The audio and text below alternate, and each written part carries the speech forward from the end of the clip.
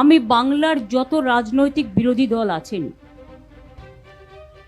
তৃণমূল কংগ্রেসে থেকে আমি আবেদন জানাচ্ছি, যদি মনে হয় আবেদনটা গ্রহণযোগ্য করবেন, তা নাহলে করবেন না, এটা আপনাদের অধিকার।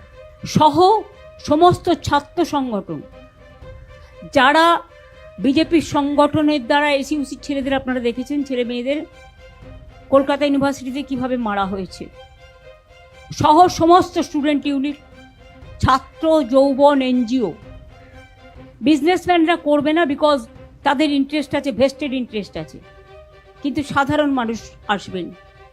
তাদের সবাইকে নিয়ে আমি বলবো জোট বাঁধুন।